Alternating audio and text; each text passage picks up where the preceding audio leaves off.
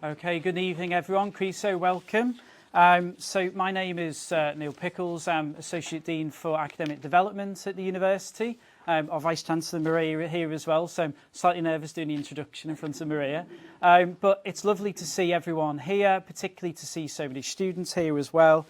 And I'm delighted to introduce Dr. Rob Bolam, who has been a wonderful member of academic staff at university for some time here, lecturer, senior lecturer, now reader, got his PhD recently as well.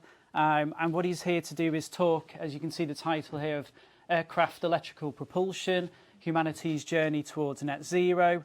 And Rob has been at the forefront of these developments, looking at his FastFan project and electrical propulsion, lots of industrial collaboration with this and research. So Rob is very much at the forefront of this, so I'm sure you will all enjoy this talk very much. Now, I do have some instructions here. So I'm reminded to talk to you about crisps. So I'm wondering whether there's an epidemic of people eating crisps during this session. But I think it's just bear in mind that we want to be able to hear what Rob's talking about. We want to see the demonstration. So if you want crisps, I believe they'll be available at the end. Okay? So I'm not going to talk anymore. I'll hand it over to Rob.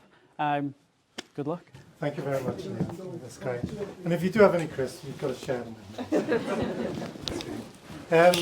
Yes, thank you, Neil. And it's wonderful to see everybody here today. All come to see what research we're doing here at Glyndŵr, well, Wrexham University. Sorry, I'm still in Glyndŵr mode.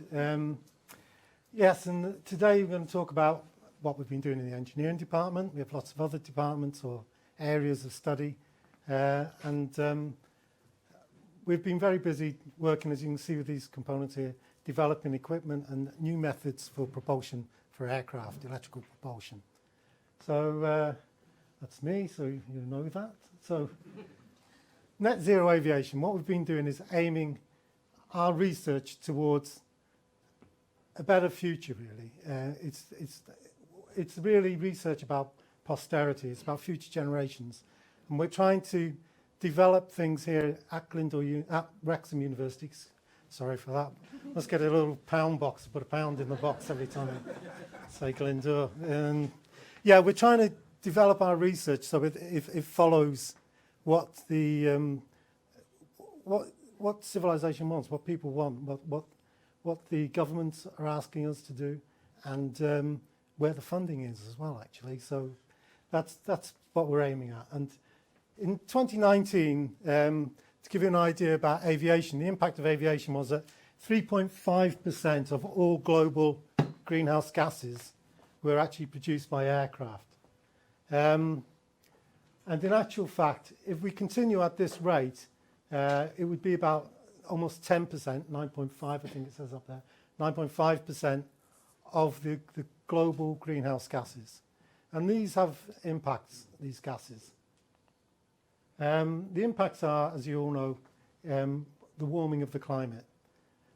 This is a very good little animation of the climate warming since 1880. It doesn't sound like a lot. The climate has warmed about 1 degree centigrade, or just over 1 degree. And what we're going to do is just show how it's warmed since 1880 from this position. This is a visualization which has been put together by NASA, but it gives an idea of what the situation is at the moment. So we see the dates there, 1925, 26. And then as we approach the 1960s, the more modern era, notice how it changes.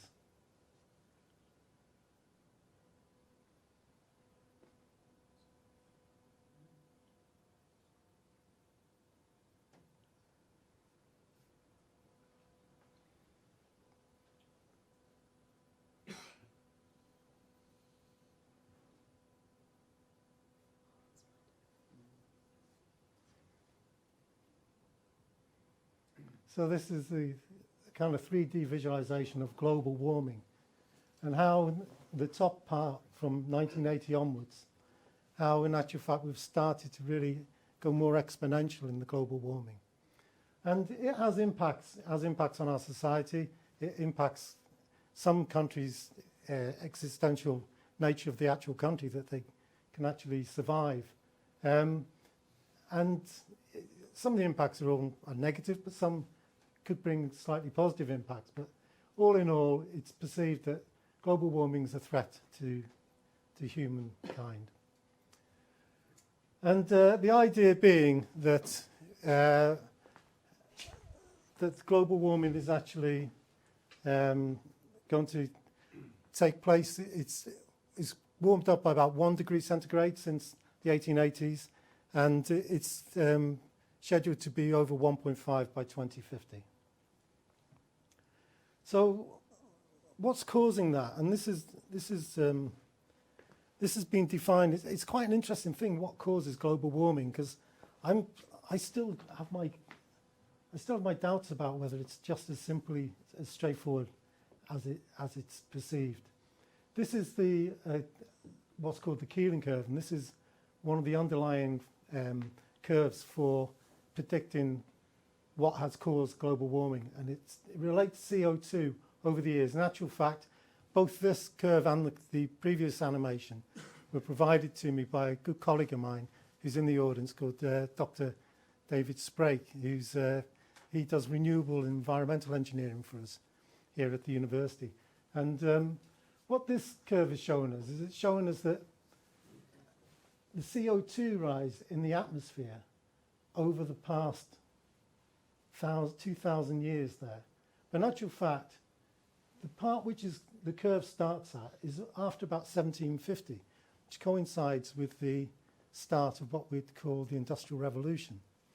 And in actual fact, it curves and it goes up, and after 1960, that point in which we could see the exponential growth, it is really picked up and it's going very, very, very high in the CO2 emissions. Now, I'd like you to bear that in mind, where it's related directly to the CO2 emissions. And I'd like you to think, while I'm giving this presentation, and at the end I'm going to ask you, if everybody here can think, is that what's causing it, or is there something else that could also be an underlying reason why that's happening? Just a question to you, and I'll hopefully when we get to the end of it, maybe you can have some thoughts on that. So what's the effect on us? Well, it affects the climate. It puts more energy into the climate. And if there's more energy into the climate, if the climate's warmer, the climate, unsurprisingly, becomes more and more active.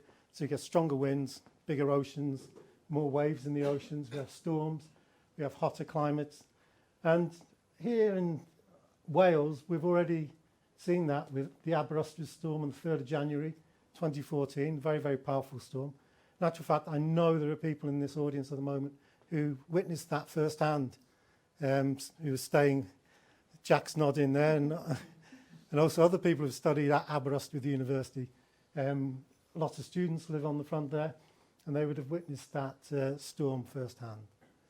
And also in the warmer countries like Greece and in Spain in particular, there's an increase in wildfires. And this causes an awful lot of environmental damage to society and to the countries.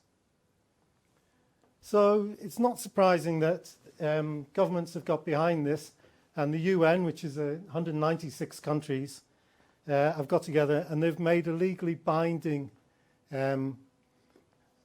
pact in the Paris Agreement to keep the global warming below 1.5 degrees centigrade increase by 2050. But there are also other legal movements which have happened and laws which have been passed, like the UK climate change legislation, which actually came before the Paris Agreement of 2015. And the UK climate change agreement bound the UK country and also the devolved governments to aiming for a net zero by 2050. So what that means is that Scotland, Northern Ireland and Wales also have to meet this, and England, they all have to meet this legislation. So the Welsh Government have a net zero Wales strategic plan, and partly that's kind of where we fit in and where our research has been drawn on, because we're aiming to meet that net zero plan. So, what do aircraft emit? The gases which they emit, which are the harmful aviation gases, are the main one is CO2. There's also methane and also nitrous oxides. And surprisingly as well, for some people probably don't always realise that, vapour trails. That's another greenhouse gas. So by far the largest one of these, the contributor, is CO2. And aircraft in general, aviation contributes about 2.5% of the overall CO2 emissions globally for the world. It doesn't sound like a lot, but a single corporation such as Airbus could be responsible for 1% of the global CO2 emissions. So that's just one company. Now, I've kind of pointed out Airbus there. Boeing the same. They're the two largest commercial aircraft companies. But the reason for that is that I was at a conference last week, and one of the directors of Airbus was there, and he pointed this out as well. So I'm not trying to single them out. And he did that because he wanted to show that Airbus are trying to take accountability for what they do in regard to that. You know, I thought maybe that's a lot of accountability to take, but in actual fact, it's not just the aircraft manufacturer, it's the aircraft operators that do that. And so it's important that that's realised. But they're making a start by doing that. And they're making good headway into overcoming their emissions. So here's a visualisation of the actual global emissions where most of them are coming from. And the darker blue areas shown here show America and also the United States and also China as being main contributors to CO2 gases. The lighter blue areas are lesser, and in Africa there's hardly any CO2 emissions. And of course this graph or this chart shows the CO2 emissions from internal flights as well as external flights. So technologies which are currently being explored to reduce aircraft emissions are efficiency savings. This is a big one. And most aircraft, if you can make them more efficient, they'll burn less fuel and you'll get a better performance. And if they burn less fuel, you'll get less emissions.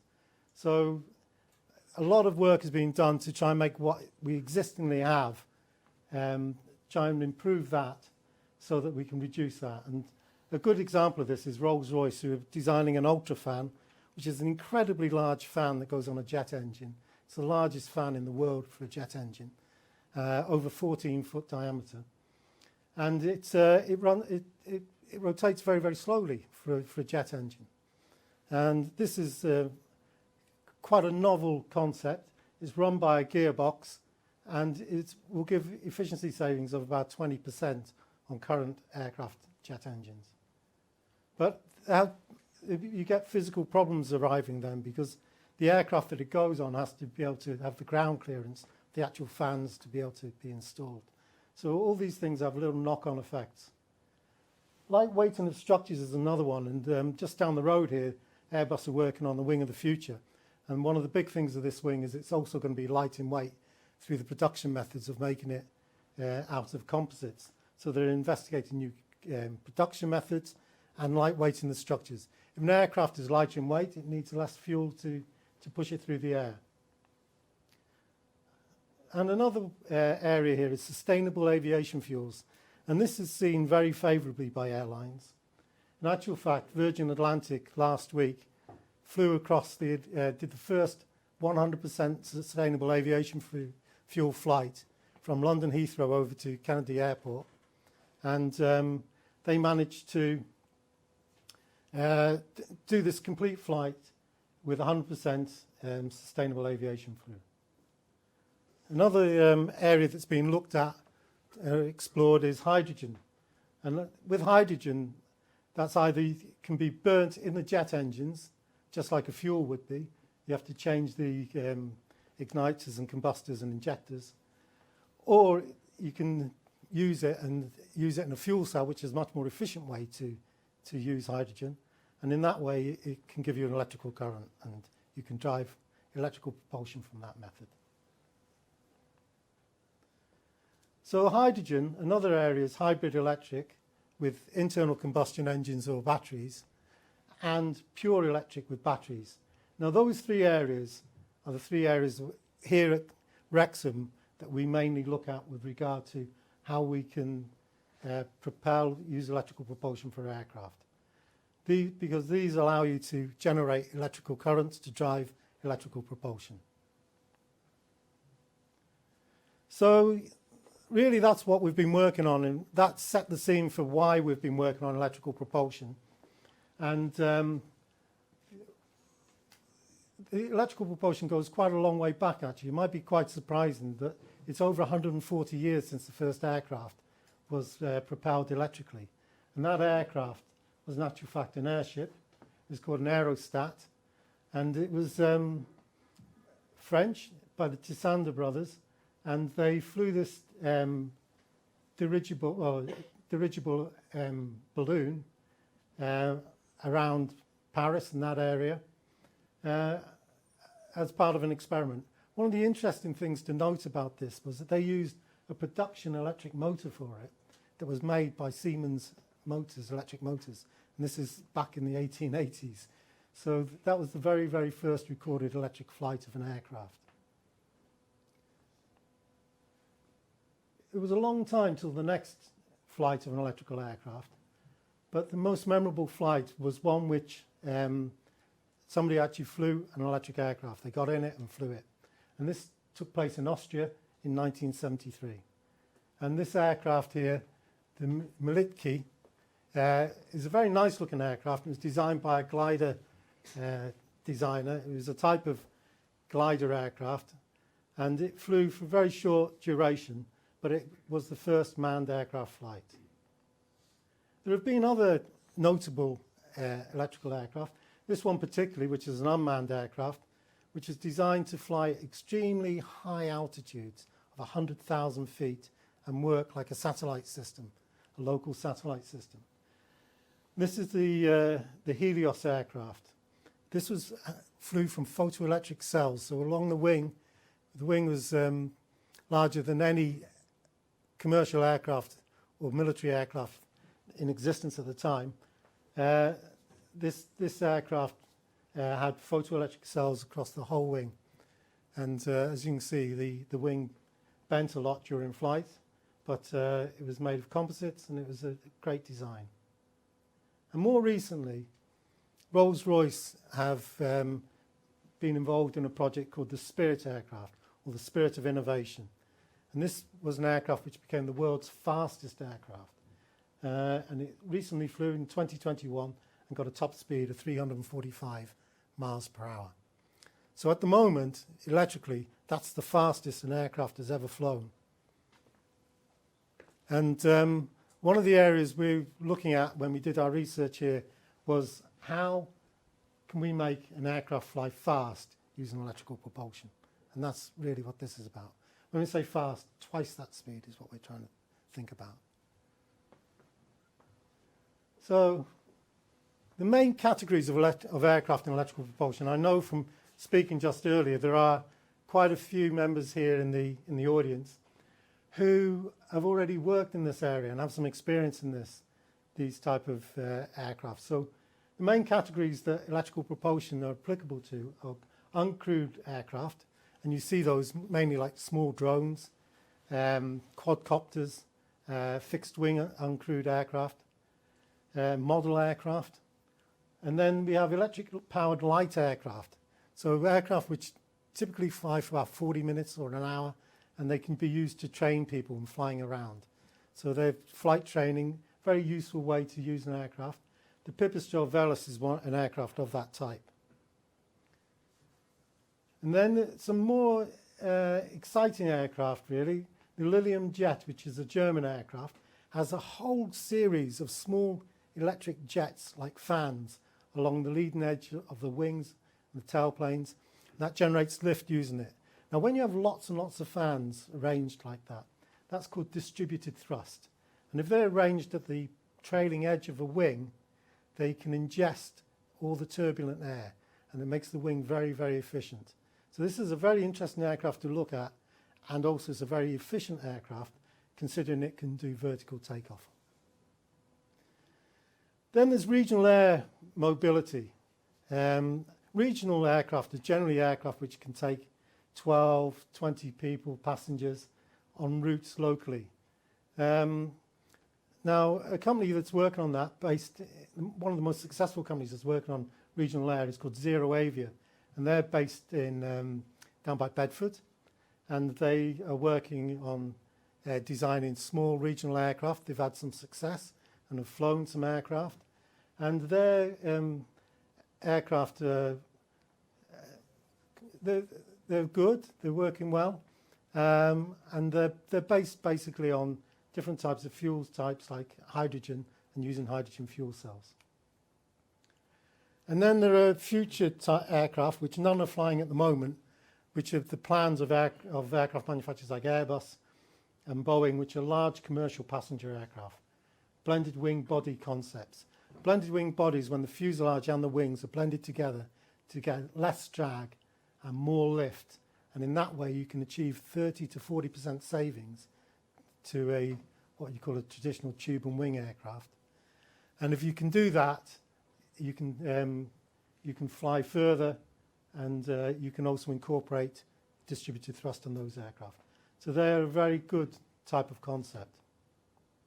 So what I'd like to do now is discuss, having set that scene, what we've been doing for the last couple of years, 3 years actually now, at Wrexham University with regard to electrical propulsion. And you may have seen, and as you came in, you saw some of the components here. We have been working on a thing called the Fast Fan project.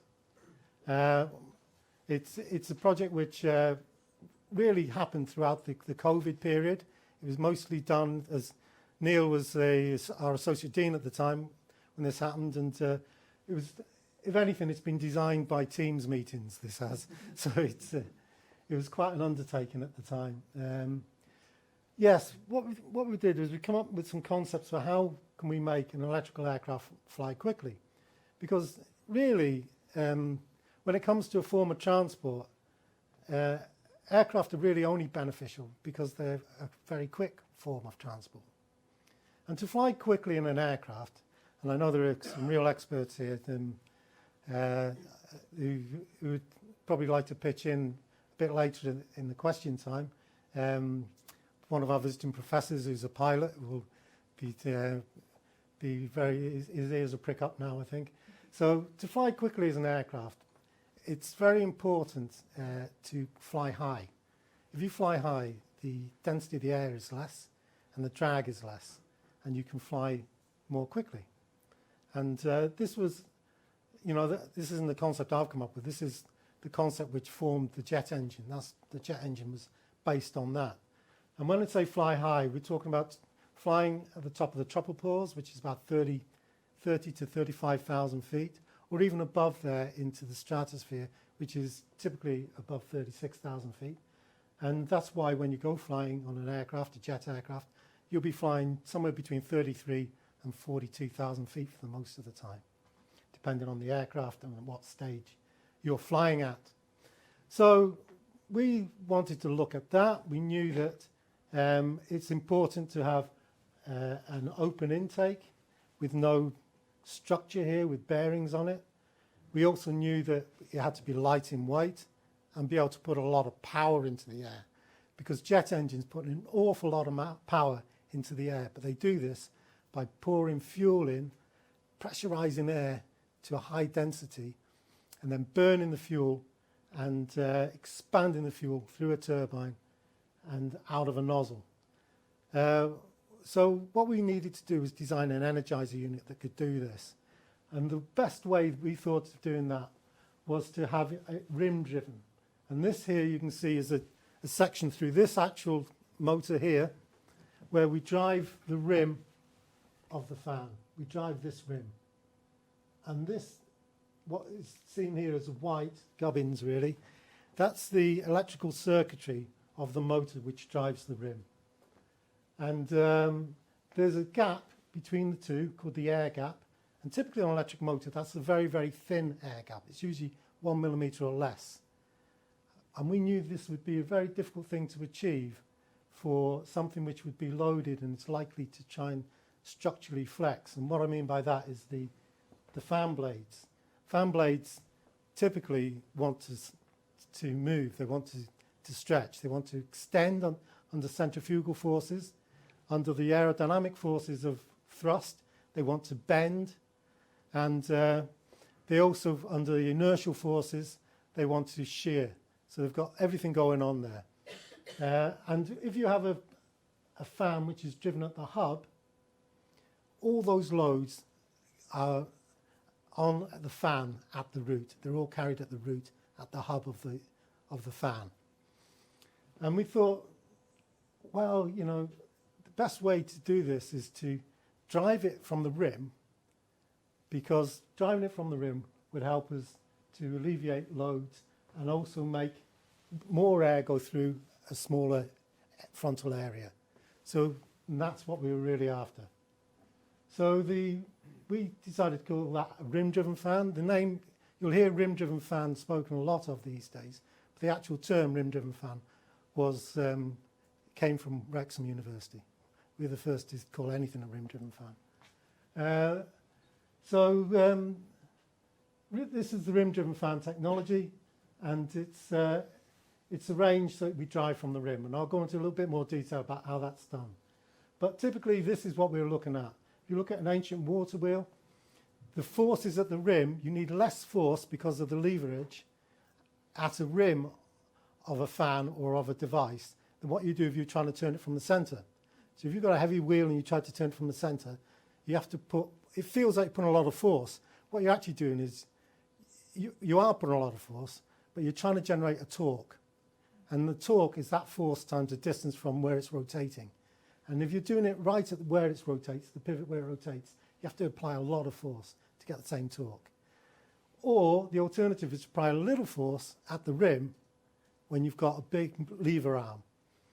But you'd have to do it very, very quickly. That's the difference. You have to apply that force many times very, very quickly, all around the rim. In the water wheel, it's doing it slowly, and it's just doing it at one place on the rim. But if you can imagine every bucket receiving a force, that's essentially what an electric motor like the rim-driven fan's doing. It's being pushed all the way around all the time.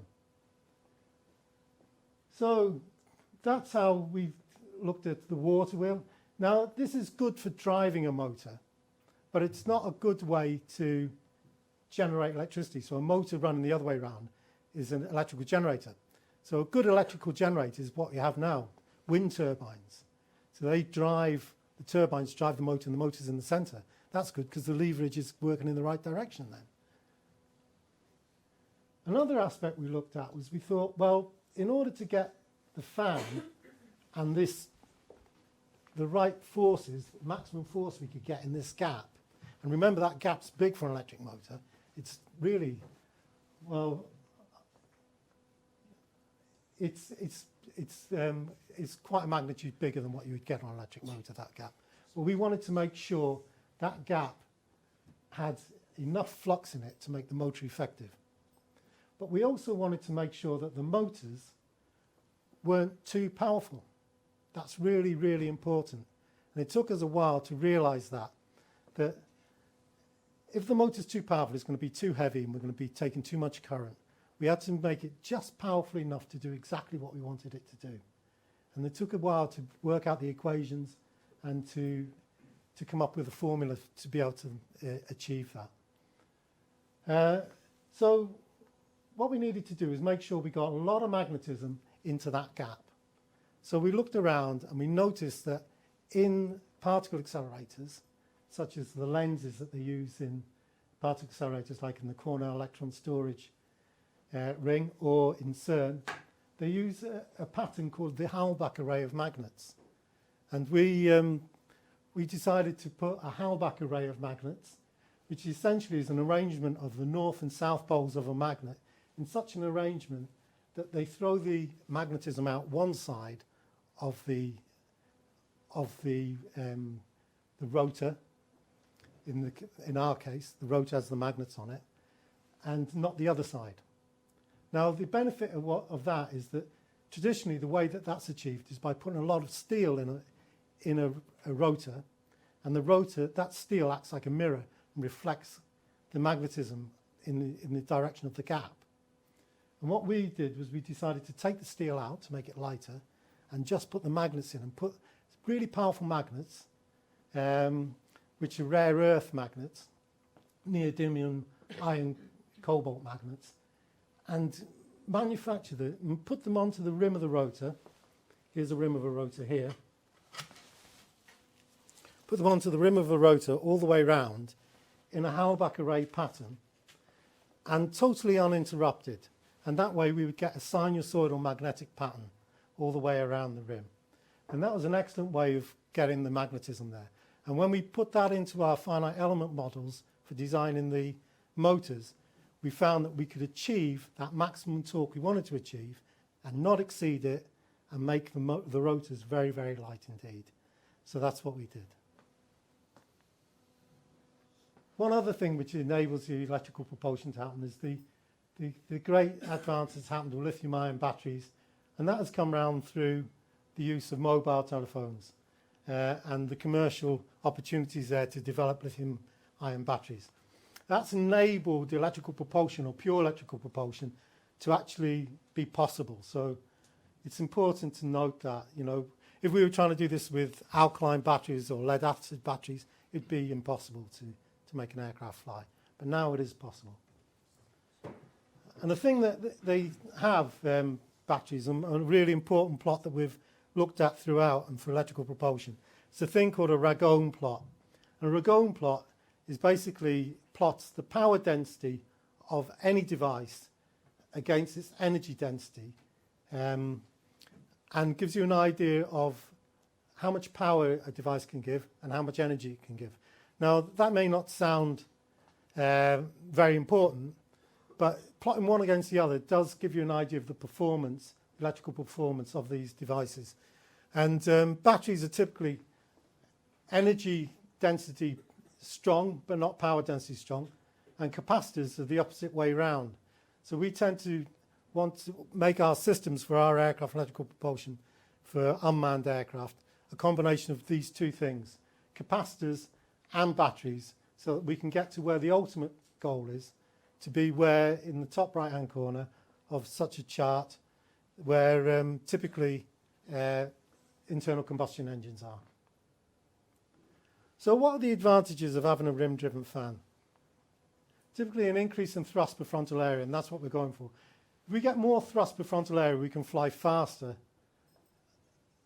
than other aircraft because there'll be less drag on the aircraft and less momentum drag in the engine. A shorter overall length. Compared to axial motored engines, our fans are much, much shorter in length. So we have reduced motor forces, and that comes from having the forces at the rim of the motor. Improved fan aerodynamics, and that comes from having closed ends to the blades for the most part. So for instance, if you look here, the blades there's no gap at the blades where it turns inside a shroud, and because of that, it's much, much more efficient. The closed blades increase the pressure and decrease the leakages. Also, because the winders are arranged around the outside of the motors run very, very cool and can be air-cooled. They run cool because they need less force, so they have less current introduced into the wires because less force is required, and it's the current that heats the wires up. And it's easy to install two contra-rotating rim-driven fans in tandem. But as said, the big disadvantage, or a possible disadvantage, would be their weight if you don't optimize them, if they're not optimized correctly for the amount of torque that you want to be able to produce. And this is a cutaway view of the fan that we've designed and we've worked on. This fan here is of this design. And the cutaway view shows two rim-driven motors driving fans in tandem. And in between a piece of stationary structure called the stator. And the stator is designed with aerofoils at a special angle to enable the air coming from the first fan to impinge on the second fan at the right angle to make it as efficient as possible. And the calculation of that is done through a what we call a 2D method of 2D pitch calculation method for the aerofoils, and defining the weight. And then once we'd done that and made it, we then modelled it using CFD to check that it would work okay, and then finally we went to testing it. So the right at the centre of the fan is the energizer section that I was discussing before. And this is really, really important, this energizer section, because that's the heart of the fan. And as much torque as we can, we try to deliver as much torque as possible into the volume, into an entrained volume, which is slowly decreasing. You can see this is conical in shape. And what that does is it decreases the swept volume of the fan. That's very, very important for getting high speed. Once you decrease that swept volume, the torque, which is for the engineering students and engineers here, the units of which is Newton meters.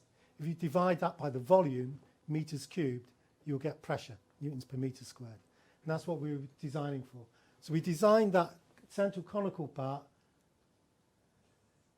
just to the right dimensions so that the volume decreased enough for us to increase the pressure to get to the speeds we want. And you don't have to increase the pressure of air very much to get to high speed. When you're flying on a jet engine in your aircraft, for instance going, say, on holiday in an A320, the actual fan pressure rise is only 1.65 across the fan. So that means it's 1.65 the pressure of what comes into the fan. If you were to look at the compressor inside the jet engine, that's completely different. That pressure rise can be about 40 to 1. So the compressor is just compressing air so that you can burn it. In our case, we don't compress air to burn it, we just compress the air as much as you need to make the aircraft fly fast. Another area is that the entrained duct gradually decreases in volume. The closed fan tips minimise the pressure leakages. The contra-rotation of the fans, the fact that one fan is going in one direction, the other is rotating in the other direction, actually straightens the air out, because the first fan spins the air like a corkscrew, and the fan behind it unspins the air and straightens it out. Because we actually want the vector of the thrust to be coming directly out the back, a bit like a laser beam comes out the back. And in the case of this fan, you'll see it running later, you can actually see that we've achieved that quite remarkably, I think. The relative rotor speeds can be independently modulated to control fan performance. That's another area that we can drive these motors independent of each other.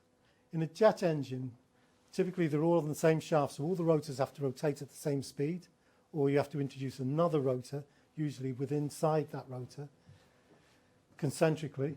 But in this case, the shafts don't rotate, and that's a real big advantage. Having stationary shafts prevent them from wobbling and prevent vibration.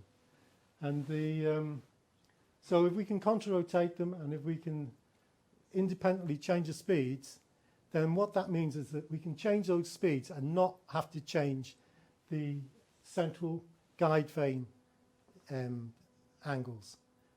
As you go through a different range of speeds as you fly, you can actually adjust the speeds and change the vector triangles rather than change the central guidance. And in common with turbojet engines, the fast fan design should benefit from what we call ram effect. And ram effect goes back to what I was saying about flying at high altitude. When you fly at high speeds with a jet aircraft, the air starts to increase the pressure at the front of the engine. If you increase the pressure at the front of the engine, you'll increase the pressure at the back of the engine, because essentially the engine is a pressure multiplier. It's an amplifier of air pressure. So the faster you go, the better it gets. That doesn't go on forever. It reaches a point when the thrust equals the drag, and then you're stuck at that speed. And cooling air enters vents on the outer surfaces here and runs past the windings and comes out, the cooling air comes out in the efflux of the jet. Because the cooling air would be slightly warmer, you're introducing more energy into the efflux, and there's a slight increase in efficiency because of it. So those are the main benefits of the fast fan that we've been working on. And that's what we aimed at getting. We knew those benefits before we tried designing it. But I guess at this point it's important to note that at the time we were doing that, there'd never been a rim-driven fan driven like this. There'd been some rim-driven propellers, but not a fan for propulsion of an aircraft. So there was a fundamental thing. We didn't know whether it was going to work. And there are lots and lots of advice, and people would tell you why it wouldn't work, and you can look at it and say, yeah, that makes sense. Vibration, not enough magnetism in the gaps, the centrifugal load to be too high. There were lots and lots of reasons given why it could fail, potentially. The whole thing would be too heavy. The copper windings would be too heavy. But when you go through a period of development, you have to mitigate each of those and think about them. And what we did is we changed from using, say, copper windings to using aluminium windings. We took away iron where we didn't need it, and motor designers couldn't believe we were taking iron out of a motor because it's against their instincts to do that. But if you take it with a fresh pair of eyes from an aerospace perspective rather than a motor design perspective, that helps, because you know your main priority is weight, make it as light as possible, and put as much effort as you can into just making it do exactly what it's got to do. So these are the previous slide shows the analytical methods that we used, and the research assistant on this project who did a lot of this CFD work and the finite element work is sitting here in the audience, Paolo Roque, and you'll see his picture a bit later, so full credit, it's great. So it verified what we were doing. We were very happy. We had a lot of these kind of high five moments when these things happened. It's hard to explain now, but it was really good to see it working and coming together. And we used CFD and all the latest computer programs to design this fan. And then we went into our little workshop at the end here, at the end of this block, which is soon to be demolished actually, and started making parts and assembling parts. We were using things on the lathe and on the millers and the China machines and putting them together. We had collaborating partners helping and working as well with us. A lot of what we did was 3D printed. About at least 80% of this fan has been 3D printed, which made it an undertaking for a university that could be done. Normally, to make essentially a jet engine would only be something done by a large corporation. But universities can do that now. We can, that's one of the wonderful things about the modern techniques which are available. And here's some more of the equipment that we made. We had to make special tooling. Some of this tooling we've got IP patents for. The companies which we worked with and asked to do the magnets, for instance, on the rims. This is one of the rims. They'd never done one before. They'd never done a rotor that didn't have a middle. And so we designed a middle and made this here in our workshops. And this is a special centerpiece so that you can actually put the magnets on, wind it with carbon fiber, crush within the elastic limit of it, crush the rim by about 0.3 of a millimeter. And then, if you notice, this is tapered so you can release it and then get the rim off. And when we were doing that, there was a lot of people thought the whole thing would just collapse. And luckily it didn't, down to the calculations. It all worked out really well, and that was another high five moment. It was really good. And what that meant was that rim would never move when it was being driven at really high speeds. It wouldn't move. It would stay the same, geometrically the same. Something which is one of the other problems we needed to mitigate, because a lot of people thought there'd be a lot of movement in the rotors when they were operating under a lot of at high speed. So we made rigs and jigs and balanced the wheels and wound the wheels with carbon fiber to maintain the magnets on. So the motors are lightweight and incorporate minimum iron stators. They're multi-slotted. That means they've got lots of slots, a bit like a comb. They're multi-slotted, and that gives you very, very smooth That gives you a very, very smooth wave, magnetic wave. They operate from a higher supply voltage, and by operating from a high supply voltage, they have a very low current is required to get the same power. And the resulting compact concept demonstrator, this one at the end here, the concept demonstrator, is actually a 30 kilowatt engine. So which is about the same power as you might have in a small car, which is, gives a lot of power for such a small engine. And here's a video of it operating. I don't think it's that noisy, but if you are particular to noises, high-pitched noises, you can cover your ears if you're sensitive to that. That'd be good. But see what you think.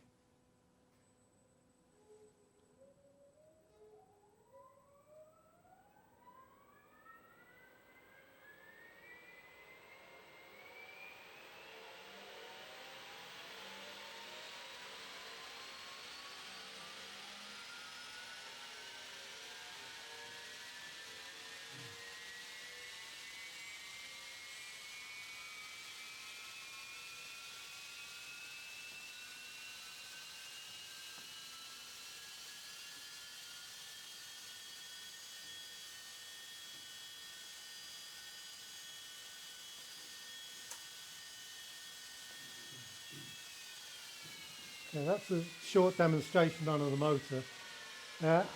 During that run, the motor went up to 10,000 RPM. That's 167 revs per second. And it had two motors doing that. Although it looks powerful there, it's well within its capabilities. It's only operating at 10,000 RPM when it's designed for 15,000 RPM. And the thrust was about 1/3 of what it will achieve at 15,000 RPM.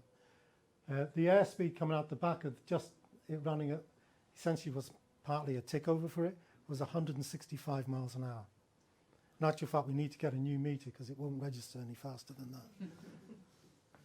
that. And that's the first time ever in the world that a fan has been driven, a rim-driven fan has ever achieved 10,000 RPM. And we actually have students working on this, and this is the design of the Quest aircraft, which is being designed to be an unmanned aircraft which would enable that fan to fly. And some of the students are in the audience at the moment. I think Serene and Elias are here. If you want to just give us a wave. Yeah, Serene's doing the wings. Yeah, okay.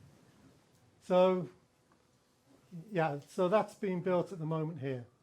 The fan can be made larger and it can be increased. And if you increase the diameter to about 2 foot and run it at the highest speeds that will give you, then a fan of about 2 foot intake diameter, 600 millimeters, would give you coming close to 1 ton of thrust. And if you wanted to put that in perspective, say a dozen of those fans, which are relatively small, along the trailing edge of a blended wing body aircraft, could make quite a large aircraft fly and take passengers. So it could be used for regional and commercial aviation. So we built this and have shared all the papers that we've done with this. And the thing with climate change is that climate change has come about, as we initially started, because of devices that have been engineered. So engineering has really been taken a lot of the responsibility for making climate change happen through the Industrial Revolution. But it's also most likely to be sorted out by engineering as well. So we've got to start applying ourselves to that. And this is what we've been doing at Wrexham University. And we've made all the research that we've done with regard to this and the calculations freely available. And I know it's been taken up worldwide. I'm contacted on a regular basis with people wanting to know how to access papers, and I send them to the repository and they can use that and do use the calculations and then do further publications. So the whole project was with grateful acknowledgement to the Welsh Government, who with their net zero ambitions have funded this and made sure that it's worked well for us. I also need to thank other people as well though. I need to thank our collaborating partners. We had 6 collaborating industrial partners, at Manham, UAS Technologies, Invitec Drives in Welshpool, Motor Design, who are across the way here in Wrexham.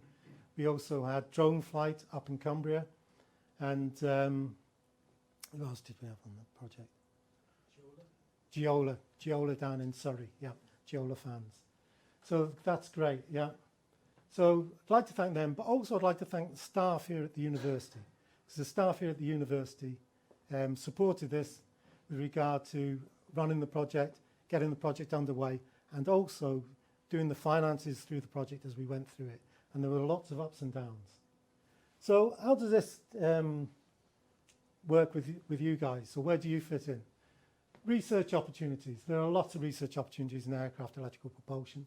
There are in electrical engineering, in aeromechanical engineering, in computing, business, chemistry, biology, physics and philosophy. And that last one there, the physics and philosophy, is the question which I wanted to ask you before I get to that. Well, no, we'll go to the questions now. First, a question for me. Did anybody get to think of what else might be causing global warming other than CO2 gases? Yes, that's a good one, yeah. I would say it most definitely is cyclical to a certain extent, but I think the underlying trend seems to be upwards at the moment, but it will still be cyclical, I'm sure.